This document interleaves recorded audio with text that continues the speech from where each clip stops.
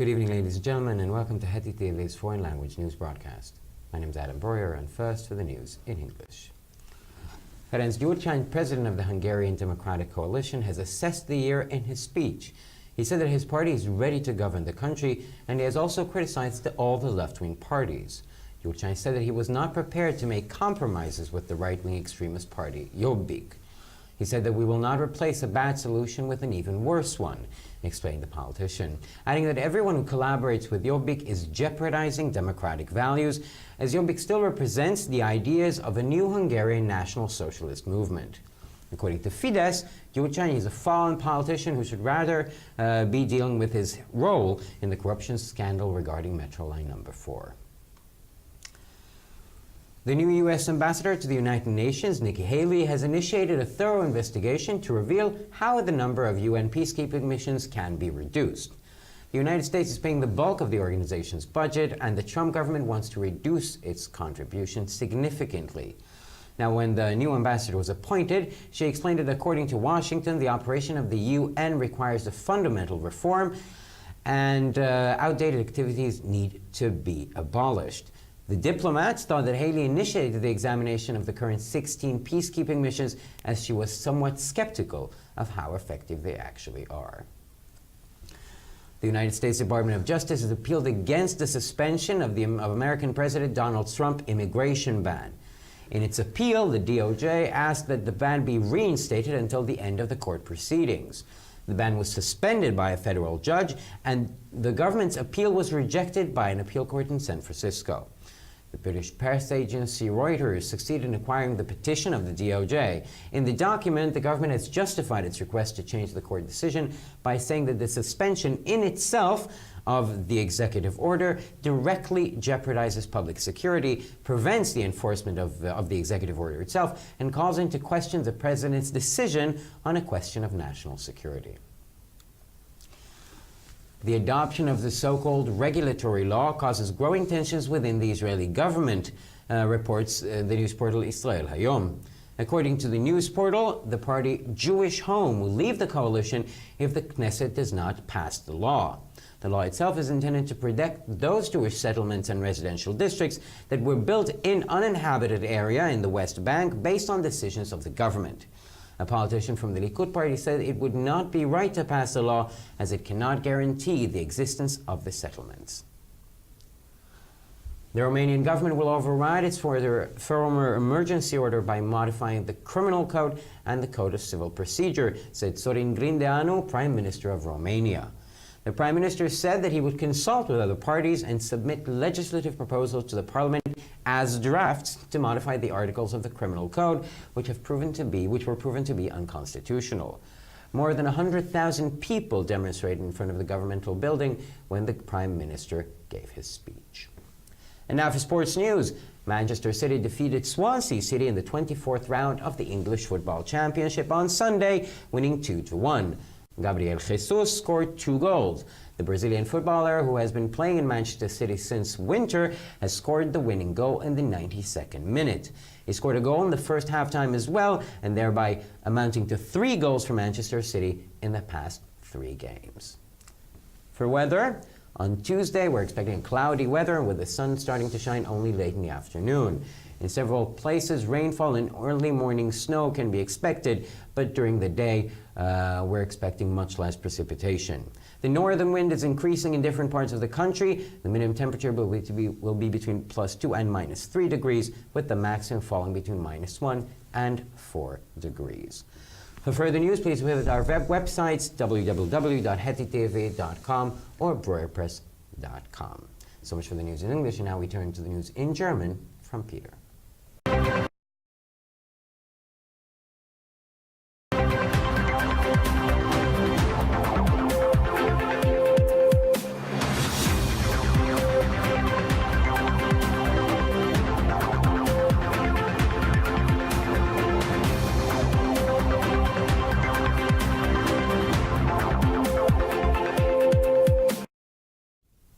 Schönen guten Abend, liebe Zuschauer. Mein Name ist Peter Gardusch und nun folgen die Nachrichten auf Deutsch.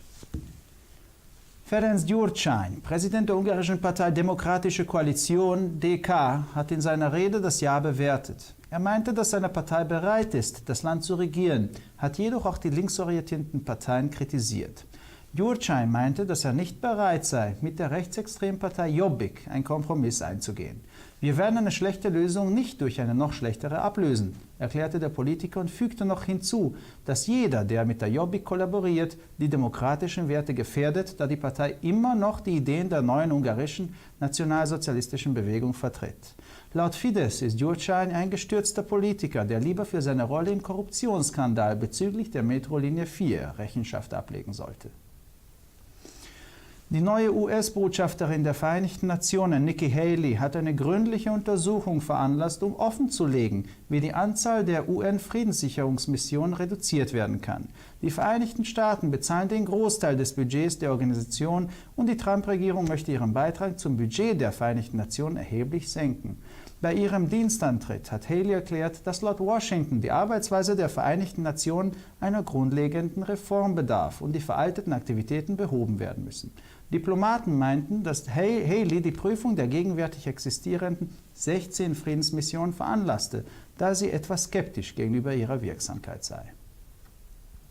Das Justizministerium der Vereinigten Staaten hat Berufung gegen die Aussetzung der Verordnung des amerikanischen Präsidenten Donald Trump über das Einreiseverbot eingelegt.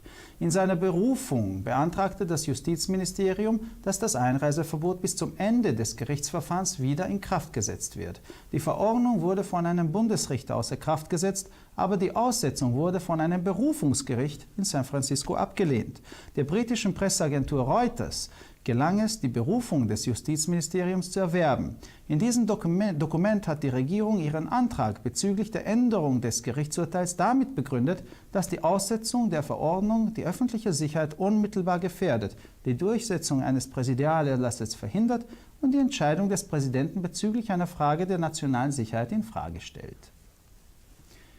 Die Annahme des sogenannten Regelungsgesetzes sorgt für wachsende Spannungen innerhalb der israelischen Regierungskoalition, berichtete das Nachrichtenportal Israel Hayom. Laut des Nachrichtenportals wird die Partei Jüdisches Heim aus der Koalition austreten, wenn die Knesset das Gesetz nicht verabschiedet.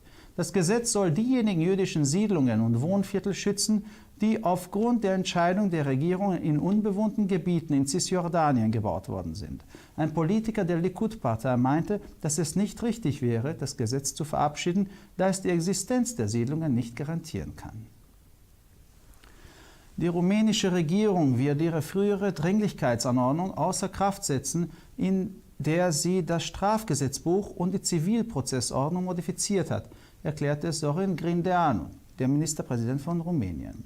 Der Ministerpräsident meinte, dass er mit den anderen Parteien Konsultationen aufnehmen und die Verordnungsvorschläge der Regierung als Gesetzesentwürfe dem Parlament vorlegen wird, um diejenigen Artikel des Strafgesetzbuches zu modifizieren, die sich als verfassungswidrig erwiesen haben.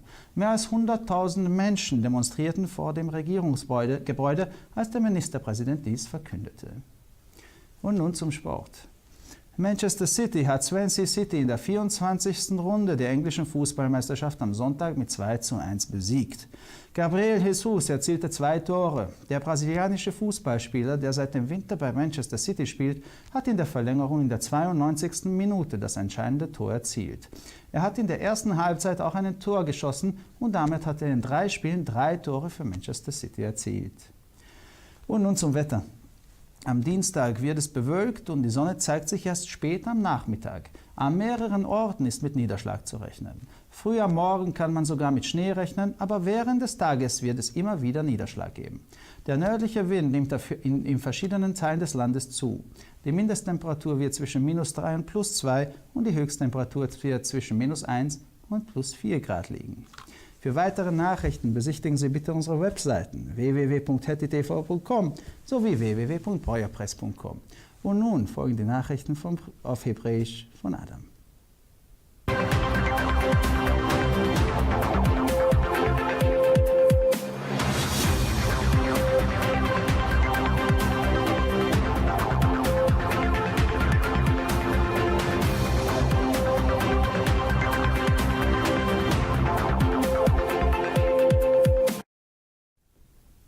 וכעת החדשות בעברית.